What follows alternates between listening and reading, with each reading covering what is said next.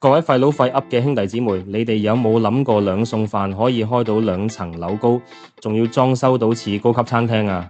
又係我廢佬啊！今次拳法小廚真係顛覆晒我對兩餸飯嘅認知，由銅鑼灣開到去尖沙咀，仲要係旗艦店，真係威過唔少茶餐廳㗎。話說拳法小廚嘅老闆吳偉權先生，原來疫情前係開10間酒樓嘅大老闆，點知疫情嚟襲，10間酒樓一次過結業，仲要欠落一身債。但佢真係好有腦，諗到轉型做兩餸飯，喺油麻地開第一間店，點知一炮而紅。而家開到第5間分店，仲要喺尖沙咀開2層高旗艦店，真係鹹魚翻身。最誇張係佢哋嘅招聘廣告，聽練主管月薪26000起，不送完18000起，每日做10個鐘包飯鐘，福利好過唔少寫字樓工。你話係咪好過返 office？ 嗰晚食物啦，兩餸飯賣43蚊，3餸53蚊。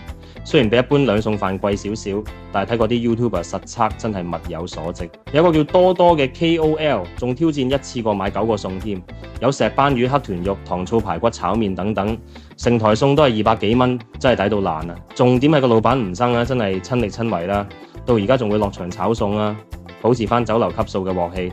你睇佢哋個炒麵43蚊一盒，但入邊有大大條魷魚，海鮮料多到滿瀉，唔係求其炒兩炒就出貨㗎。廢佬啊，我覺得呢，拳法小廚成功嘅原因有3個：第一，保持酒樓水準但用平民價錢；第二，老闆親力親為，品質有保證；第三，夠貼地，明白香港人想要咩。而家經濟唔好，兩餸飯真係打工仔救星，但要做到好似拳法咁有質素，真係唔易㗎。不過都要講句啦，43蚊個兩餸飯對基層嚟講都算貴㗎。希望佢哋可以 keep 住水準之餘，間中做下優惠，等更多人可以享受到啦。最後俾個 tips 咧，大家如果想試拳法，最好避開午市同晚市高峰時段，因為真係排長龍，同埋佢哋唔同分店可能有唔同特色，可以逐間試下。好啦，今集吹到呢度。你哋有冇食過拳法小廚？覺得好唔好食呢？留言話我知。記住 like 爆我 channel 同訂閱埋我廢佬。廢佬每日會好似喺茶餐廳吹水咁同你吹下啲熱爆話題。拜拜。